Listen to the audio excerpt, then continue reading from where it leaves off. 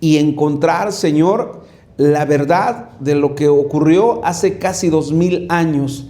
Recordamos, Señor, recordamos que tú viniste a este mundo. Estamos persuadidos de que no fue en el mes de diciembre, pero celebramos el hecho porque viniste, Señor.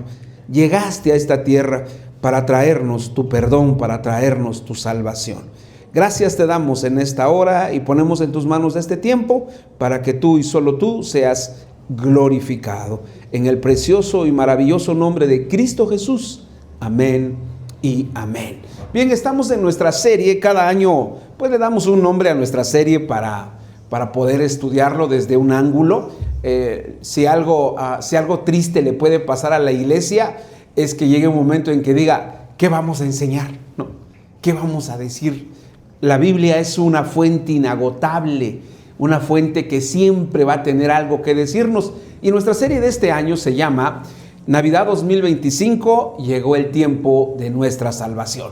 He escuchado, y creo que ustedes han escuchado, videos de gente que dice que la Navidad no fue en diciembre, que la Navidad no debe tener un árbol, que la Navidad no debe tener esferas, que la Navidad es una fiesta pagana. Y les puedo dar 10 más afirmaciones sobre quienes no celebran la Navidad. Y uno es respetuoso de ellas. Les puedo dar también las razones por las que nosotros recordamos la salvación.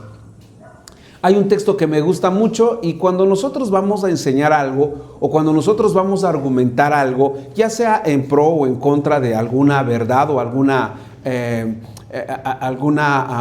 práctica de la iglesia, uno debe sustentarlo en la palabra. Y hay un texto que me gusta mucho en Romanos que dice, hay algunos que hacen caso de un día y otros que no hacen caso de ese día. Y Pablo dice, pues está bien. El que hace caso del día está bien y el que no hace caso también está bien. Es decir, ¿qué está diciendo? Porque no tiene nada que ver con, no estamos usando la encarnación de Cristo en el marco de la Navidad para promover alguna herejía, para promover alguna práctica equivocada, sino para hablar de la salvación. Y es el título que lleva nuestra reflexión. Nuestra reflexión o nuestra serie de este año se llama llegó el tiempo de nuestra salvación, Navidad 2025. Dicho lo anterior, ya leímos nuestro texto, Mateo 1, 22 y 23. Mateo tiene ese relato que los demás evangelistas no tienen. Por ejemplo, Marcos no habla de eso. Marcos comienza con la predicación de Juan el Bautista en el desierto. Lucas parte mucho antes, porque Lucas parte 6 meses antes del anuncio que se le hace a María en Nazaret, cuando llega el ángel Gabriel. Bien, Mateo tiene entonces perspectivas distintas. Puse esta imagen. Retratar o buscar una imagen que nos permita recrear lo que sucedió en Belén cuando nació Jesús, pues es una tarea hoy más fácil con la inteligencia artificial. A la inteligencia artificial le dices pon el pesebre y hace cosas extraordinarias, ¿no? Dicen que lo que sigue ahorita es, en términos de comunicación o en términos de informática, es saber cómo preguntarle a la inteligencia artificial. Nosotros somos, digamos, la generación que va a lidiar con la inteligencia artificial, que de hecho ya, imagínense al grado que hemos llegado. No sé, cuando ustedes han solicitado, ahí ya empezaron, en Oaxaca es mínimo, pero ya en otros lugares ya es la constante, que todos tus trámites los hagas por internet. Y cuando entras a un trámite te dice la máquina, te pone una pregunta y dice abajo, para comprobar que no eres un robot, ¿no? ¿Y quién es el robot? Pues la máquina, ¿no? Después te vas a preguntar, ¿seré yo, Señor, qué soy, no? Bien, entonces ahí vamos a ir, vamos a llegar a ese punto. Somos la generación que va a acostumbrarse, adaptarse a vivir con la inteligencia artificial. Bien, nuestro texto de nuestra serie se llama Navidad 2025, llegó el tiempo de nuestra salvación, y el estudio de esta mañana se llama, o lleva por título, con el cumplimiento de las promesas del Señor. Así se llama nuestro estudio de esta mañana, con el cumplimiento de las promesas del Señor. Y lo vamos a estudiar en 3 puntos básicos o esenciales. Punto A, promesas hechas por el profeta. Punto B, promesas del nacimiento de un hijo. Y punto C, promesas de que Dios estaría con nosotros. ¿Por qué Mateo se acercó al nacimiento de Cristo? Mateo le escribe a los judíos. ¿Y por qué podemos afirmar que le escribe a los judíos? Las afirmaciones que hacemos siempre hay que sustentarlas, les decía. El Evangelio de Mateo comienza completamente distinto al de Marcos, al de Juan y al de Lucas. ¿Con qué comienza Mateo su Evangelio? Comienza con una genealogía. En el hebreo la palabra genealogía es la palabra toledot. Y los judíos son muy, muy cuidadosos de conocer, de saber, de reconocer el origen o de dónde sale cada persona. Por ejemplo, hace poco una persona se quiso hacer pasar por un judío para regresar a Jerusalén. Le preguntaron quiénes son tus ascendientes y él empezó a decir, no, pues en Estados Unidos, allá en Pensilvania, y como los judíos están esparcidos por todo el mundo, pues mandaron a alguien a Pensilvania, que vivía en Pensilvania, y empezó a revisar y vio que en efecto ahí estaba ese judío, pero no tenía nada que ver con esa persona. Si la genealogía entonces, que maneja Mateo, justamente tiene la intención de saber de dónde salió Jesús. Y les decía, a lo largo de estos estudios de esta Navidad 2025, nuestra fe no está cimentada, la fe de usted, la fe que nosotros profesamos, no está sustentada en teorías. No está sustentada en suposiciones, no está sustentada en cuestiones de tal vez o de hipótesis. No, la fe de nosotros está sustentada en hechos concretos. Y Mateo le escribe a los judíos y les comprueba de dónde salió Jesús. Por eso comienza así la genealogía, que las genealogías son muy aburridas, hemos de decirlo. ¿Por qué son muy aburridas? Porque es ver de dónde viene cada quien. Por ejemplo, nosotros en la primaria nos hacen, bueno, a mí no me hicieron hacer eso, pero a mis hijas sí, poner quién era la abuela, los abuelos paternos, los abuelos maternos, ¿no? Y luego quiénes eran los bisabuelos paternos y maternos. Y ahí nos quedamos. Porque ya llegar a los tatarabuelos, quién sabe de dónde venimos, ¿verdad? Y luego si nos vamos más allá, no sabemos de qué apellido español viene usted. ¿Por qué? Porque México somos producto de eso, producto de la ¿cómo se llama?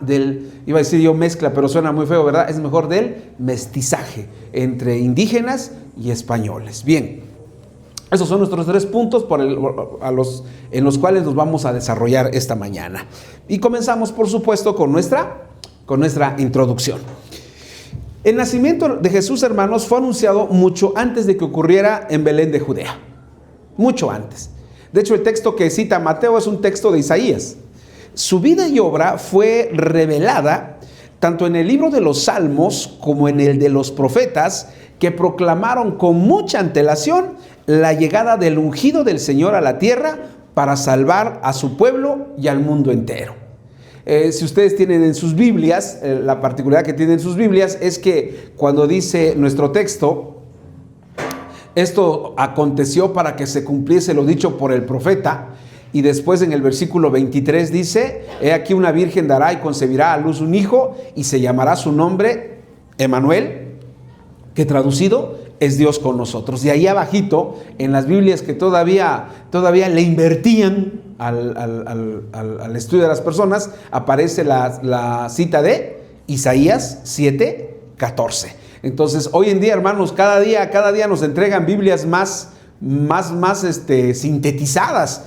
No sé de qué se trata esto, pero y todavía algunas Biblias tenían una inscripción o una explicación ahí al pie de notas que estaban en la hoja, pero ahora ya a veces ya ni eso, hermanos. Pero la cita que hace Mateo es la cita de Isaías, una cita que vamos a ver más adelante, causa muchas controversias, porque cuando Isaías hizo esa profecía, o cuando Isaías hizo ese anuncio, pues nadie sabía a qué se refería. Mateo dice que se refería a Cristo, y ahí es donde empiezan las dificultades para algunos. Esa es la temática del libro de Mateo. ¿Cuál? que repite una y otra vez la frase, para que se cumpliese lo dicho por el profeta. Esa es su frase clave, para que se cumpliese lo dicho por el profeta. ¿Qué quiere hacer con eso? Quiere demostrar, comprobar que los acontecimientos de la vida de Jesús tienen o son el cumplimiento de lo que se dijo en el Antiguo Testamento. Y hay citas muy tranquilas, entre comillas, o muy ligeras o muy suaves, porque solamente hablan del cumplimiento, pero hay unas que son verdaderamente duras para los judíos, porque por ejemplo, Isaías, cuando lo cita Mateo, dice, bien profetizó de vosotros Isaías cuando dijo, este pueblo de labios me honra, pero su corazón está lejos de mí. Y así podemos, Jesús va subiendo el tono y Mateo va explicando siempre diciendo, para que se cumpliese lo dicho por el profeta, citando ya sea a Miqueas, a Jeremías o a Isaías. ¿Por qué a Miqueas? Porque Miqueas dijo, Miqueas 5:2 nos habla del lugar donde iba a nacer Jesús. Iba a nacer en Belén de Judea. La palabra Belén a nosotros la verdad no nos dice mucho, porque Belén suena pues como Belén, pero en el hebreo tiene mucho significado, porque Belén es en realidad en hebreo Bet-Lehem, dos palabras hebreas, Bet que es casa y Lehem que es pan. La palabra Belén significa entonces la casa del pan, pero dicha así, Bet-Lehem. Ya cuando pasa a nuestro español, pues decimos Belén. Y Belén lo usamos cotidianamente para llamar a algunas hermanas, a algunas mujeres que les gusta ese nombre. Citando ya sea a Miqueas, Jeremías o Isaías, videntes que vivieron 5, 6 y 7 siglos antes de que Cristo llegara a este mundo, en medio de la adoración angelical que nos cuenta Lucas. Es decir, ¿de cuánto tiempo estamos hablando? ¿De qué tiempo estamos hablando de que se profetizó que iba a llegar Cristo o que iba a nacer? Estamos hablando de 5, 6, 7 siglos antes. Ahora, atención en esto. Los judíos esperaban, y siguen esperando, esperaban a alguien que iba a venir y que iba a nacer. Ellos no esperaban otra clase de Mesías. Ellos sabían perfectamente que debía de venir de la casa de David y que iba a nacer. De ahí entonces entendemos que Jesús nació. Ahora, ¿por qué Mateo está interesado en decir que Jesús nació? Porque ya empezaban a haber doctrinas que decían, Jesús no fue un hombre. Y lo que Mateo dice, no, señores, Jesús nació. Y nació porque fue el cumplimiento de una promesa que estaba escrita en el libro de Isaías. Cuando Pablo también habla de la vida y la obra de Cristo, no deja lugar a dudas de que se trata de la persona que Dios le prometió a la humanidad para su redención. Jesucristo es el cumplimiento total de la forma en que Dios había de redimir a hombres y mujeres cautivos en el pecado. ¿Cuál es el problema con Israel hoy en día? ¿Cuál es el problema? ¿Por qué ellos no creen? ¿Por qué ellos piensan que Él no ha venido? Es una razón muy sencilla y está enmarcada en la pregunta, en la última pregunta que Pedro le hace al Señor, o que los discípulos le hacen al Señor. En Hechos 1:6 está esa pregunta, o en Hechos 1:7 le preguntan, Señor, ¿restaurarás el reino de Israel en este tiempo? Ellos lo que le están diciendo es, Señor, ¿se va a instalar el reino terrenal de David? Y Jesús les contesta y les dice, no les toca a ustedes saber los tiempos o las sazones que el Padre ha puesto en su sola potestad. ¿Eso qué quiere decir? Que en los judíos todavía no se va a instalar el reino que va a venir cuando Cristo regrese. Y entonces por eso es que Mateo escribe este libro para decirle, sí, ya vino y va a volver. Bueno, aquí está el pesebre. Esta es toda una, una enseñanza grande, hermanos, que podría llevarnos, porque pues nació en un pesebre. No nació en los mejores lugares, ¿no? Mateo cita a Isaías para demostrar que el nacimiento virginal de Cristo estaba anunciado desde tiempos antiguos y que su cumplimiento ocurrió justamente con María, que estaba desposada con José. Si ustedes han seguido, yo lo que les pido es que sigan la serie para que puedan entender. Ahí están en YouTube. Cuando usted está lavando los trastes, póngalo y escúchelo. Cuando está lavando la ropa, ahí dándole a la mezclilla que es necia con ganas, pues ahí ponga la predicación y lo va a escuchar. Y así tendrá usted un contexto completo de lo que se enseña los domingos cuando usted viene. Porque tenemos la reunión de los miércoles y tenemos la reunión de los domingos en la tarde. Ahora, ya hablamos del desposorio de el desposorio de José. Y dijimos que los judíos tenían dos tiempos al casarse: el tiempo cuando estaban comprometidos legalmente y el tiempo cuando ya se consumaba el matrimonio o cuando ya empezaban a vivir. María y José, cuando viene el anuncio del ángel Gabriel, es un tiempo en el que están en la primera etapa de su matrimonio, que es la de la promesa o del compromiso, y que Mateo le llama desposorio. Entonces, el Evangelio de Mateo, hermanos, toma el verso de Isaías 7:14 que dice así. Léalo conmigo fuertemente, por favor. 1, 2, 3. Dice: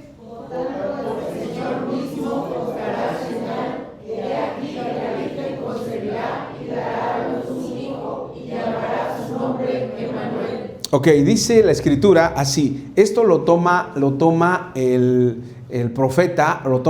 evangelista Mateo de Isaías. Dice: por tanto, el Señor mismo os dará señal. He aquí que la Virgen concebirá y dará a luz un hijo y llamará su nombre Emmanuel.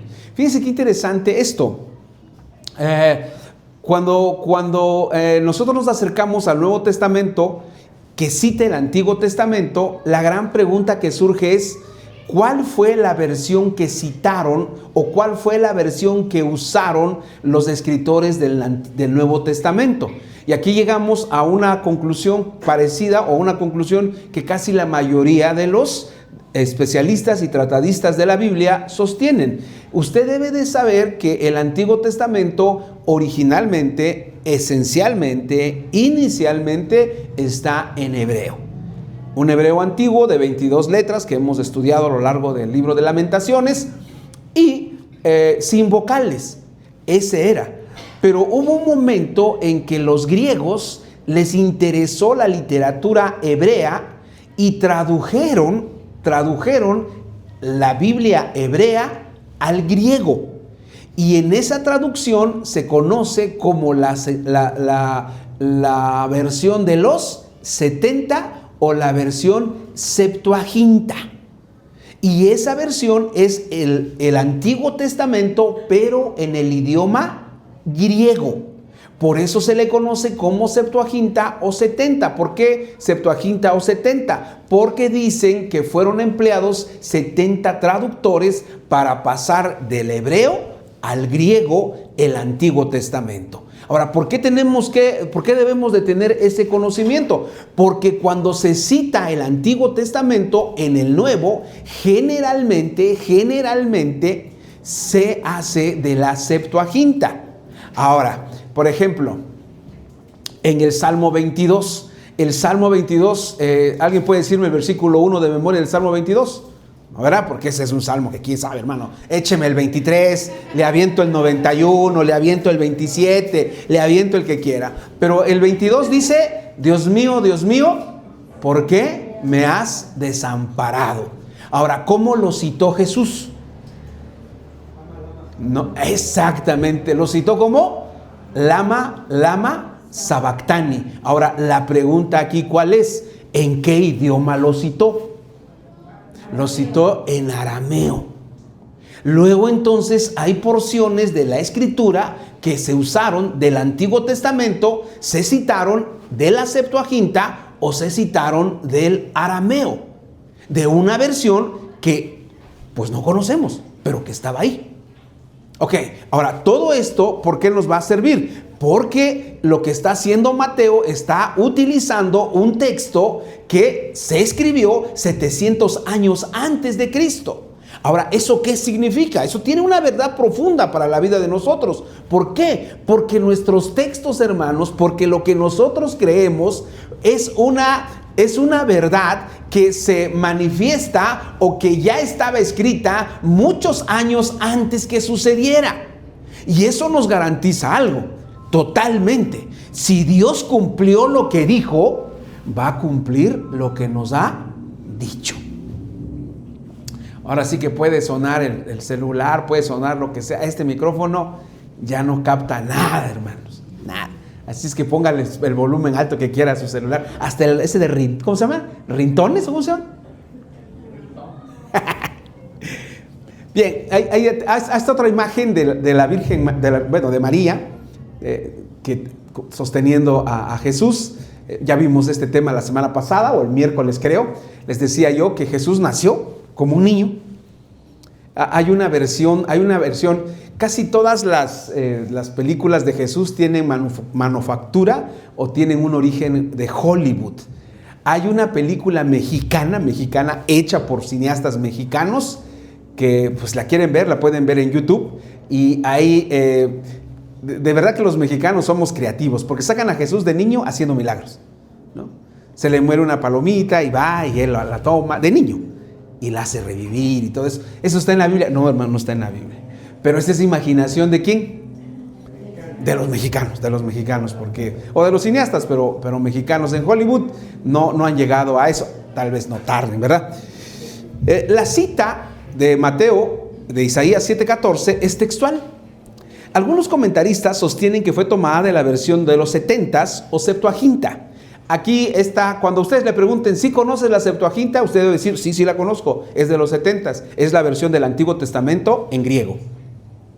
De Génesis a Malaquías. Porque todavía no estaba el Nuevo Testamento. El Nuevo Testamento se terminó de escribir hasta el año 100, en griego.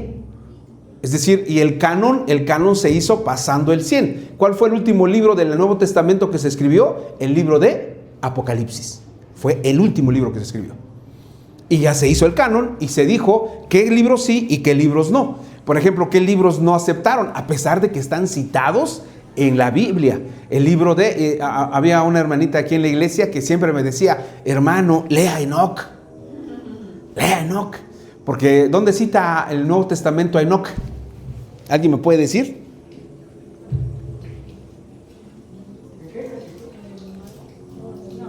En el Nuevo Testamento. Lo cita Judas.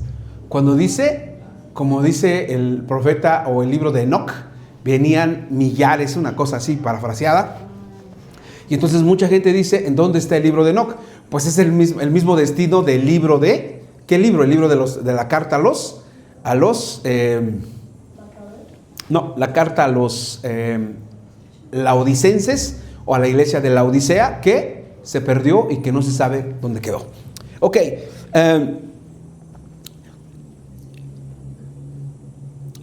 La cita textual de 7:14 de Isaías, algunos comentaristas sostienen que fue tomada de la versión 70 o Septuaginta, como algunos le llaman al Antiguo Testamento. No testamento, hermanos, que sé qué le pasó al pastor.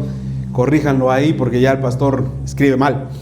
Que fue traducido al griego y que se usaba entre los judíos helenistas, que si bien conservaban su lengua, pero hablaban el griego de esa época. Ahora, aquí les tengo que aclarar, ¿quiénes son los griegos helenistas? Los hebreos helenistas. Porque todas estas palabras, si no las entendemos, hermanos, pues no sabemos de qué estamos hablando. Y la intención del maestro no es confundir al alumno. La intención del maestro es explicarle. Los judíos helenistas son aquellos que eran judíos, pero que estaban en la cultura griega, que hablaban el hebreo, pero que generalmente estaban absorbidos o aculturados por la cultura de los griegos. Uno de ellos es un hombre que todos nosotros leemos en el Nuevo Testamento. Cuando llega creo que a Corinto llega, y de hecho es uno de los que causa, bueno, no él, ¿verdad? Sino uno de los que mencionan, los que estaban dividiendo a la iglesia. Dice el apóstol Pablo en la primera carta de los Corintios, versículo 1, dice, algunos dicen, yo soy de Pedro. Otros dicen, yo soy de Pablo. Y otros dicen, yo soy de Apolos. Si hay un nombre griego, ¿cuál es el nombre más mexicano, hermanos? El más mexicano. Juan. Uno mexicano. Brian. Cuauhtémoc, mexicano. O sea, dices es mexicano, Cuauhtémoc, ¿no? Cuitláhuac. El de hombre. ¿Y de mujer? Y Tandé. Bueno, ya empezamos con Xochiquetzal. No, yo pienso que el nombre más mexicano de mujer es Guadalupe María, ¿no? Ya dejemos los apellidos para después, hermanos, pero ese es el más mexicano. Entonces, en la cultura griega, el nombre más recalcitrantemente griego era Apolos. Pero él era hebreo. Cuando leemos la vida de Apolos dominaba la escritura. Él venía de una zona donde la cultura era una cosa sumamente necesaria, y se le incrustó y se le enseñó, que de tal manera que él se convirtió en un gran apologista. Ese era Apolos. Bien, él era un judío helenista. Ahora, ¿quiénes eran los otros judíos? Los otros judíos eran los que estaban en Jerusalén, los que estaban ahí en Israel. Esos eran los judíos, y ellos se asumían como judíos extremadamente puros, extremadamente auténticos, porque no estaban contaminados como ese que se llama Apolos, por ejemplo, ¿no? Ahora, ¿se acuerdan ustedes cuál fue el problema?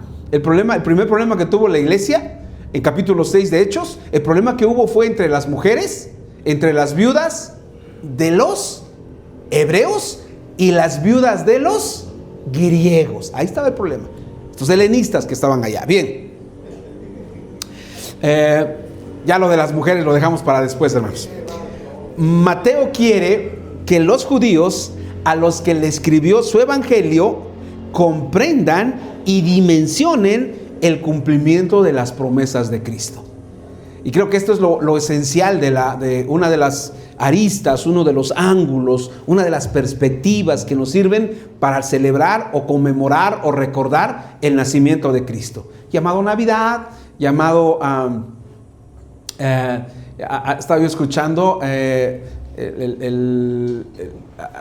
la mayoría de los que les gusta hacer cuentas, que debe de hacerse siempre, sostienen que en realidad nació en Sukkot. Ya dijimos que Sukkot se celebra entre agosto, septiembre, octubre, cuando cae en esas fechas.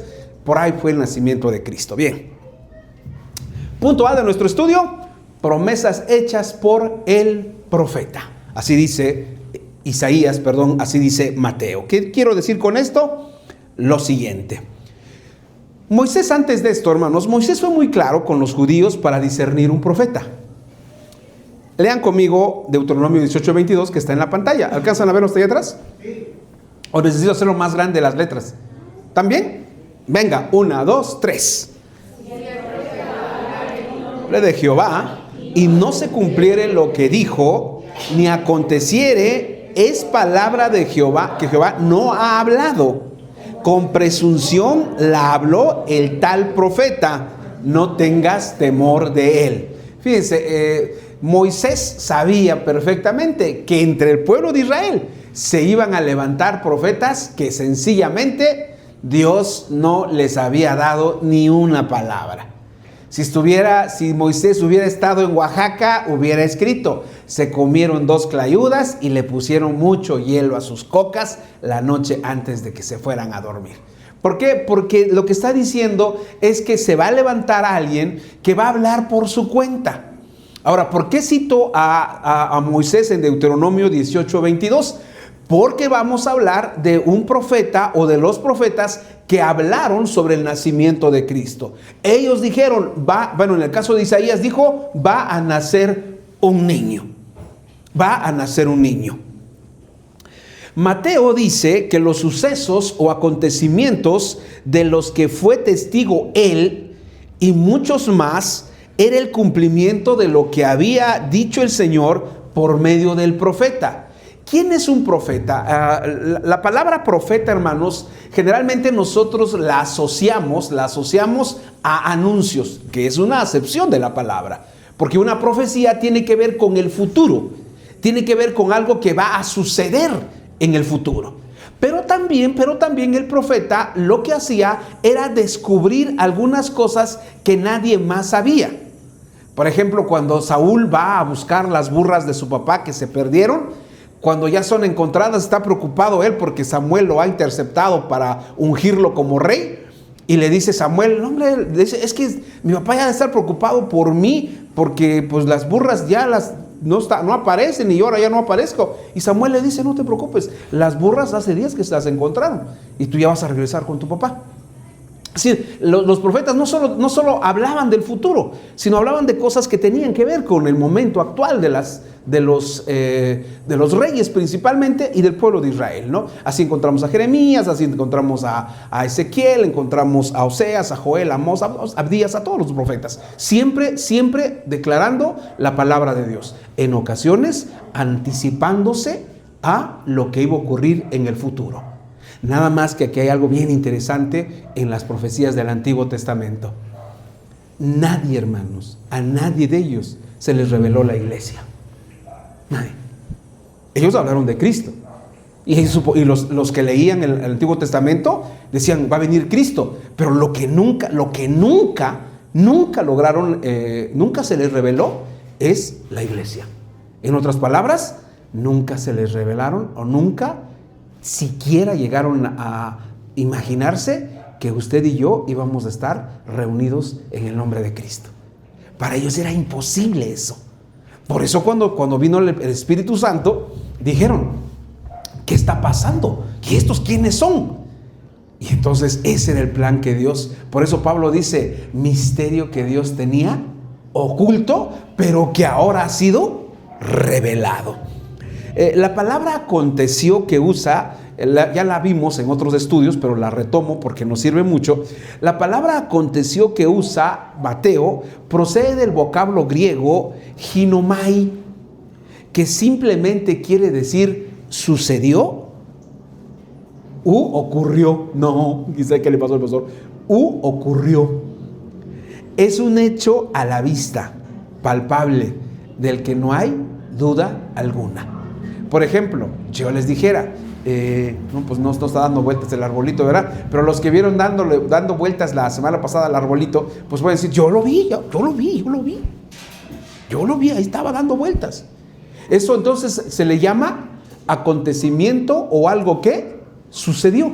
En el griego es ginomai, que significa algo palpable, algo que no se necesita o que no requiere comprobación, porque yo lo vi, ¿no?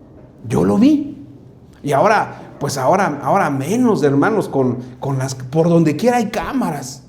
Y lo digo con pesar porque puede uno protagonizar un show y hacerte viral. Como está lloviendo en la madrugada, nos despertamos con Alma, no podíamos, yo no podía dormir y nos despertamos. Y le digo a Alma ahí en la madrugada, le digo, estoy preocupado, amor. Y ya mi esposa se preocupó porque dijo, no puede dormir por frío porque está preocupado. Y le digo, sí, no puedo dormir, amor. Le digo, estoy preocupado. Y me dice, ¿por qué estás preocupado? Ya hasta la desperté así. Y me dice, le digo, no, es que estoy preocupado porque fíjate que un urbanero iba en su carro y no sé cómo le hizo, le digo, y estaba un carro de esos carísimos, un Camaro, así es, un Camaro, y no sé cómo le hizo que se llevó la puerta del Camaro. ¿Saben cuánto cuesta ese carro? Cuesta entre 1.200.000 y 1.5 millones. La puerta nada más ha de costar como en 200,000. Un carro de medio uso. Ya después de que le terminé de contar, me empecé a reír, le digo, de eso estoy preocupado. ¿Cómo le irá a hacer el urbanero para pagar? Ya me empecé a reír y me empecé a... No sé qué haya hecho, pero me empecé a reír y me dice, no, te pasas, ¿cómo me vas a despertar? Bueno, ya después nos volvimos a dormir y ya. Gracias a Dios acabó eso, ¿no? Eso sucedió y quedó grabado. Y ahí está. Ni modos de que diga el del urbano, diga, no pasó. No, ahí está. Ahí está. Cuando Mateo dice aconteció, está usando esta palabra que es un suceso, un hecho que no puede desmentirse o que no puede negarse. Y ahí está anclada nuestra fe. Algo que dijo el profeta Isaías 700 años antes sucedió, ocurrió, lo vieron, hay testigos. Luego entonces nuestra fe no es un salto al vacío. Nuestra fe no es una cuestión teórica. El Jesús que usted y yo seguimos es un Jesús real. Es un Jesús que ahí está. Que me atrevo a pensar, aquí está en medio de nosotros. Solo es cuestión de decirle: Señor, toma mi vida, toma mi ser. Dios habló por medio de videntes. Voy a aclarar la palabra videntes también, que utilizo mucho. La palabra videntes aparece en el libro de Samuel. Es una manera en que se le llamaba a los profetas. Cuando uno se acerca, estaría muy interesante, tal vez hagamos un podcast de esto. ¿Cómo les hablaba Dios a los profetas? ¿Cómo les hablaba? El libro de Baikra, el libro de Levítico, en el hebreo es la palabra Baikra. Y esa palabra Baikra es la palabra cuando los judíos simplificaban todo. Los judíos, para que la gente no dijera, qué concepto tan complejo, lo simplificaban todo. Los libros recibían el nombre de la primera letra que aparecía, la primera palabra. Génesis, la primera palabra era Bereshit. En el principio, en el inicio, en el comienzo. Éxodo, Shemot, la salida.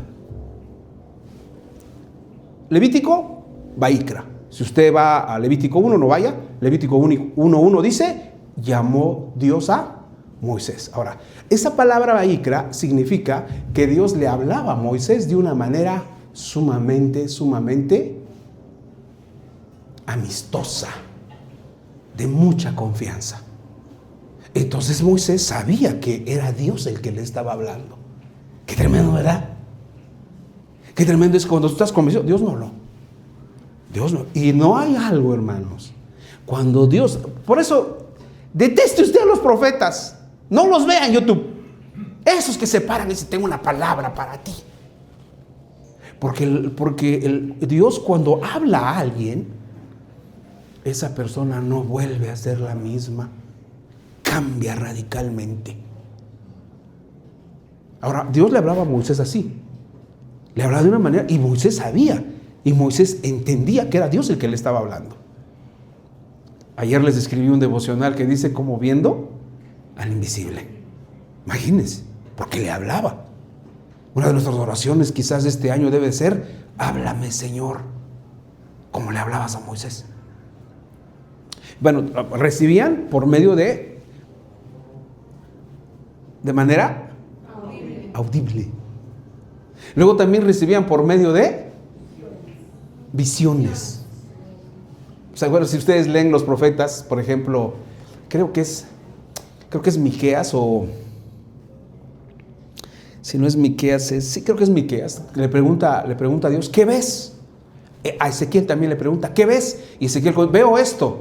Y entonces Dios le dice: esto significa esto.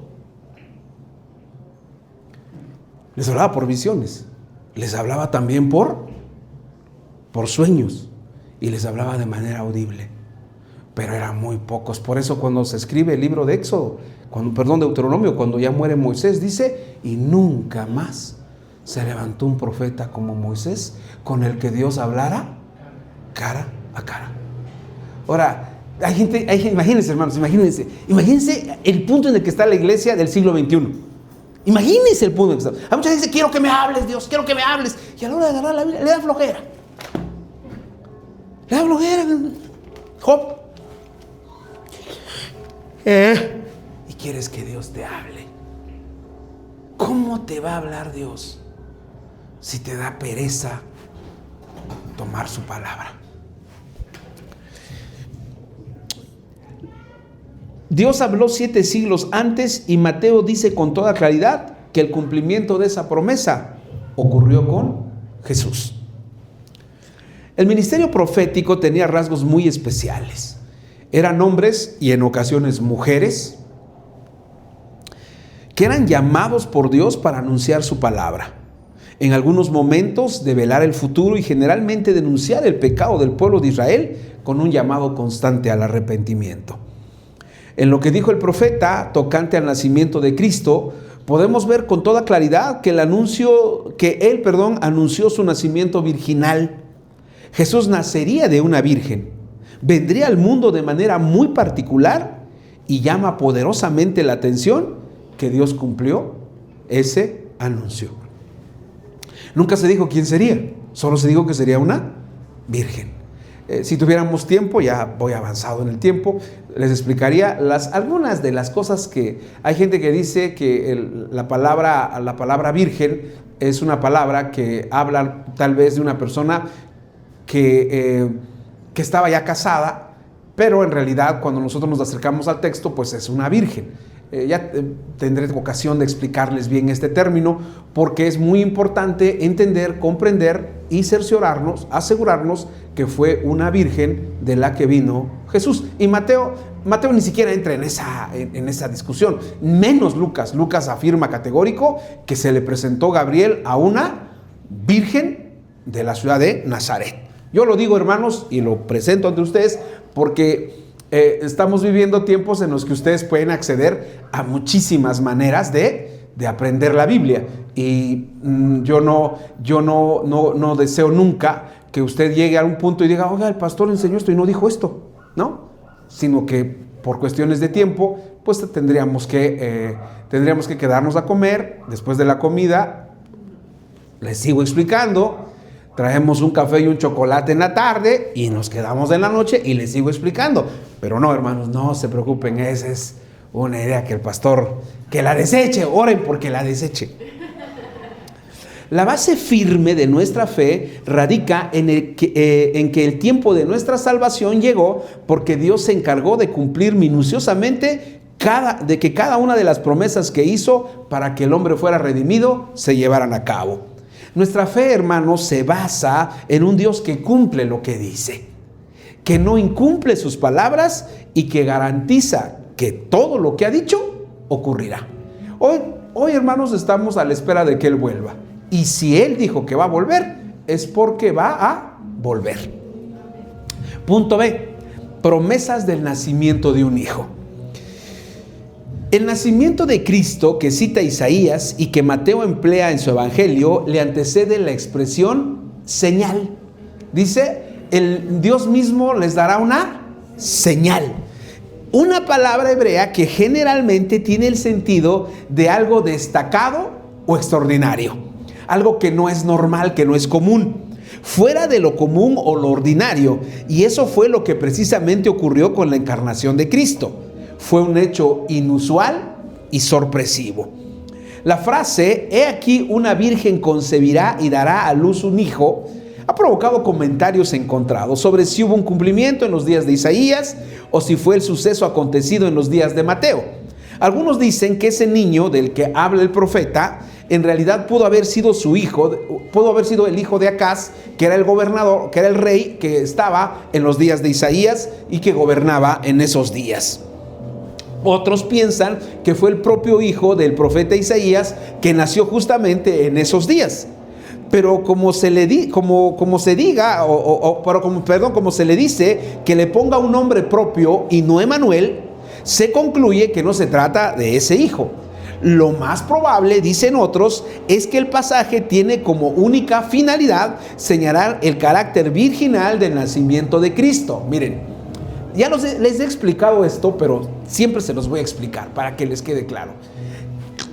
La mayoría de las promesas del Antiguo Testamento que se cumplen en el Nuevo tienen un doble cumplimiento. Miren, si ustedes leen el capítulo 4 de Lucas, cuando Cristo llega a la sinagoga de Nazaret, dice lo siguiente, dice el libro de Lucas 4:1, dice, y tomando el libro del profeta Isaías, lo abrió y leyó, y dijo, el Espíritu del Señor está sobre mí, por cuanto me ha enviado a sanar a los quebrantados de corazón y a predicar el año agradable del Señor. Ahí termina. Cuando dice el año agradable del Señor, dice Lucas, entonces cerró el libro y les dijo, esta escritura se ha cumplido este día ante sus ojos. Pero si ustedes leen al profeta Isaías, después de el año agradable del Señor, lo que sigue en el libro del profeta Isaías es antes que venga el día terrible del Señor. Es decir, ¿qué es lo que está haciendo? Hay un cumplimiento parcial en un momento para que después haya un cumplimiento total. Es decir, Cristo cuando vino se cumplió parcialmente lo que Dios anunció. ¿Cuándo va a cumplirse totalmente lo que está anunciado de Él? Cuando vuelva. Ahí sí entonces se va a cumplir, porque va a ocurrir lo que los profetas hablaron y conocieron, que ya lo hemos explicado, el día de la ira del Señor. Ahora, Isaías 7:14 dice, he aquí una virgen concebirá y dará a luz un hijo. Claro, nació un niño de una virgen en esos días, pero el cumplimiento total, ¿cuándo fue? Cuando Cristo nació de la Virgen María. Porque indudablemente fue el Espíritu Santo el que llevó a Mateo a emplear justamente ese texto para referirse al nacimiento de Jesús mediante la intervención, en este caso, de María. Lo que nos deja en claro que Dios tenía diseñado completamente el plan para que Jesús se encarnara. Hay pasajes que nosotros del Antiguo Testamento no vamos a poder entender porque no porque Dios lo haya dejado así, sino porque la interpretación, hay algunos pasajes que no interpretaron los apóstoles. Por ejemplo, miren, el apóstol Pablo cuando escribe la primera carta a Timoteo, cita un texto que uno lo lee y uno dice, en el Antiguo Testamento, ¿qué tiene que ver esto con los pastores o con los que están encargados de enseñar y de dirigir a la iglesia? Pablo dice, como está escrito, no pondrás bozal al buey que trilla. Y entonces dice Pablo, ¿lo dice Dios por los animales o porque está preocupado por los animales? Y dice él, no, lo dice por los que están al frente de la iglesia, para que les provea la iglesia. Así dice, ¿eh? Va a decir, pastor, ¿qué está inventando? Así dice. Porque es claro, dice, pues los animales son bestias y tienen que trabajar. Pero dice él, ¿lo dice por ellos? No, lo dice por la gente que está administrando la iglesia. No pondrás bozal al buey que trilla. ¿Qué quiere decir eso? Tienes que alimentarlo. Bueno, lo dejo ahí para no entrar en más debates. Jesús se encarnó, se hizo. Bueno, la idea de citar ese texto es que tú lo lees en el Antiguo Testamento y dices, no, pues eso no tiene que ver nada. Pues tiene que ver, quién sabe qué quiso decir al escribirse. Pero ya cuando se interpreta en el Nuevo Testamento, cobra otro sentido. Ahora, ¿qué hizo Mateo? Mateo tomó Isaías 7:14 y dijo, este es el cumplimiento. El Espíritu Santo dice que este es el cumplimiento. Jesús se encarnó, se hizo hombre, se humanó, se hizo terrenal como todos nosotros para hacer efectiva la necesidad de salvación que tenemos todos los seres humanos ante nuestra marcada y mortal pecaminosidad. Punto C. Estoy por terminar, hermanos, ya nos vamos. El profeta Isaías anunció que el niño que nacería tendría por nombre Emanuel, ¿no? Emanuel, que significa Dios con nosotros. La preposición hebrea con se traduce en otros textos como cerca, cercano, junto, conmigo, contigo, entre otras traducciones, que acompañado del vocablo él se traduce como Dios cerca de nosotros. Emanuel significa Dios junto a ti, Dios contigo, Dios conmigo, Dios junto a nosotros o Dios con nosotros. Ahora, ¿por qué le pusieron ese nombre? Porque era la manifestación de que Dios quería acompañarte y que Dios te acompaña en la cotidianidad de tu vida. Ahora, ¿cómo puedo estar seguro que Dios me acompaña? Que Dios sabe lo que me pasa, que Dios sabe lo que me sucede. Justamente esa es la razón por la que recordamos el nacimiento de Cristo, porque se hizo hombre. Hoy les mandé una imagen, el devocional ya no me alcanzó, hermanos, pero les mandé una imagen tomada del texto de Hebreos 2:17, que dice, era necesario que se hiciese como cada uno de nosotros. Él caminó como cada uno de nosotros. Él vio el dolor, Él vio el sufrimiento. Él conoció el dolor. ¿Saben qué era lo que... Hay unas frases en las que podemos abrazar a Jesús cuando nos sentimos así, ¿no? Llegaron 10 leprosos y le dijeron: Señor, sánanos. Y les dijo Jesús: vayan con el sumo sacerdote y muéstrenle. Y dice que mientras iban, fueron limpiados. Y luego dice Lucas, ese pasaje nada más está en Lucas, regresó, ¿cuántos? ¿Y de dónde era? De Samaria, era un samaritano. Y Jesús dijo: no fueron 10 los sanados. Cuando te sientas que son bien ingratos contigo, cuando sientas que son bien ingratas contigo, acuérdate que con Jesús lo hicieron. Lo hicieron. Fui ayer a un sepelio, hermanos. Murió una niña de 20 años, hija de un amigo mío. Bueno, fui más bien ayer, el viernes en la noche, fui a la vela. Ahí estuvimos un rato con Miriam. Y ayer ya fue la cremación. Procuro siempre acompañar a las personas que conocí, o que me avisó un amigo en común y me dijo: ¿sabes qué pasó esto? Y vi a los papás saliendo atrás del féretro, acompañando a su hija. Y lloré. Y dije: qué difícil es la vida, Señor. Pero tú la conociste bien, Jesús. Por eso lloraste por Lázaro. Recordar la Navidad, hermanos, no es volcarnos a la celebración, volcarnos a comer y hacer eso. Que se puede comer, hermanos, no se puede, pero es recordar la humanidad de Cristo. A ese es al que seguimos, a alguien que te entiende cuando pierdes lo que más quieres, que te entiende cuando te decepciona a alguien. ¿Sabes por qué? Esos son de los dolores más grandes que hay en esta vida. Cuando alguien en el que tú creíste, en el que tú confiaste, te decepciona. Y ahí Él siempre va a estar, porque Él supo lo que eso significaba. ¿Se acuerdan cuando vio a Jerusalén y lloró y dijo: Jerusalén, Jerusalén, que apedreas a los profetas y a los que te son enviados? ¿Cuántas veces no te quise juntar como la gallina junta a los polluelos? Y lloró. Ese es al que celebramos. Y ahora, fíjense lo que dice el profeta: su nombre se llamaría Emmanuel, que traducido es Dios contigo. Porque la palabra hebrea contigo tiene una cuestión más personal. Porque cuando decimos Dios con nosotros, pues está con todos, ¿no? Menos conmigo. Está con todos. No. La palabra hebrea tiene el sentido de que está contigo.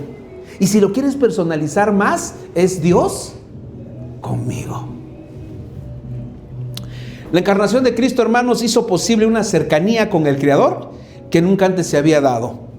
Nunca el hombre había podido estar tan cerca del Señor. Al nacer el Hijo del Hombre, Dios le estaba dando a la humanidad o al hombre una oportunidad sin igual de tener junto a Él de nueva cuenta a Dios. Dios está a tu lado en los momentos más difíciles. El nombre Emmanuel que Dios le dio a Jesús representa la esencia de la encarnación. Dios quiere estar cerca de nosotros y lo podemos tener junto a nosotros si le abrimos nuestras vidas con sinceridad. Aquí la pregunta es: Dios quiere estar contigo. ¿Tú quieres estar con Él? Vamos a orar. Señor, te damos muchísimas gracias en esta mañana por tu palabra. Gracias porque nos permites, Señor, llegar y abrir tu palabra. Gracias porque estás con nosotros. Estás conmigo, Señor. Muchas gracias. Ayúdame en que cada decisión de cada día yo quiera estar contigo. Gracias por tu palabra. Te alabamos y te adoramos en el nombre de Cristo Jesús. Amén y amén.